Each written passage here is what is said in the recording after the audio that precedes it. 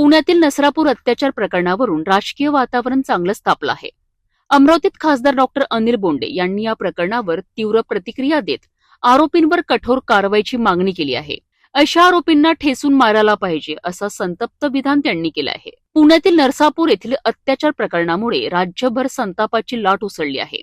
या प्रकरणावर प्रतिक्रिया देताना अमरावतीचे खासदार डॉक्टर अनिल बोंडे यांनी कडक शब्दात निषेध नोंदविलाय. त्यांनी स्पष्ट शब्दात सांगितलं आहे की अशा गंभीर गुन्ह्यांवर आरोपींवर अत्यंत कठोर कारवाई झाली पाहिजे.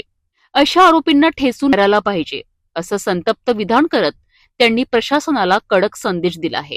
तसेच मुख्यमंत्री देवेंद्र फडणवीस यांनी या प्रकरणात 1 महिन्याच्या आत आरोपीला शिक्षा होईल असं आश्वासन दिल्याची माहितीही त्यांनी दिली. डॉक्टर बोंडे यांनी पुढे असंही म्हटलं आहे की ज्या आरोपींवर बलात्कारांचे गंभीर गुन्हे दाखल आहेत त्यांना जामीन मिळू नये. चार्जशीटच्या आधारे जलद गतीने सुनावणी होऊन कठोर शिक्षा झालीच पाहिजे. या प्रकरणामुळे राज्यातील महिला सुरक्षेचा मुद्दा पुन्हा एकदा ऐरणीवर आला आहे. आता सर्वांची नजर पोलीस तपास आणि न्यायालयीन प्रक्रियेवर लागली आहे. नसरापूर प्रकरणावरनं राजकीय प्रतिक्रिया अधिक तीव्र होताना दिसत आहेत. आरोपींना कठोर शिक्षा देण्याची मागणी सर्व स्तरावरून होत आहे. आता या प्रकरणात न्याय किती लवकर मिळतो याकडे राज्याचं लक्ष लागलं आहे. नाही, निषेध काय, त्याला तर ठेचून मारायला पाहिजे.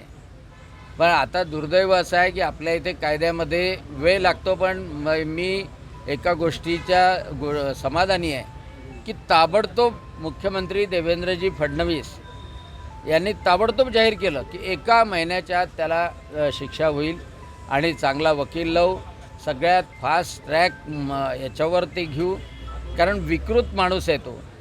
आणि सर्वात महत्त्वाचं म्हणजे अगोदरही त्याच्यावर बलात्काराचे गुन्हे दाखल झाले होते. ज्याच्यावर बलात्काराचे गुन्हे दाखल झाले त्यांना जमानतच देऊ नये. खरं म्हणजे त्याचं चार्जशीटमधून त्याला शिक्षाच झाली पाहिजे. आणि असे, कारण की त्याला वाटायला लागलं की घरच्या घरी बलात्कार केल्यानंतर काही झालं नाही, तर त्या मुक्या बिचाऱ्या निष्पाप लहान मुलीला अतिशय विकृत पद्धतीनं तिच्यावर बलात्कार केला आणि जीव घेतला. त्याचा निषेध तर प्रत्येक माणूस करतो आहे. असं काही नाही की बाहेर यायला पाहिजे परंतु आता एवढ्या मोठ्या संख्येनं त्या पुण्यामध्ये, त्या नगरमध्ये निषेध मोर्चे निघाले आणि त्याच्याशी सगळेजण सहमत आहे. सर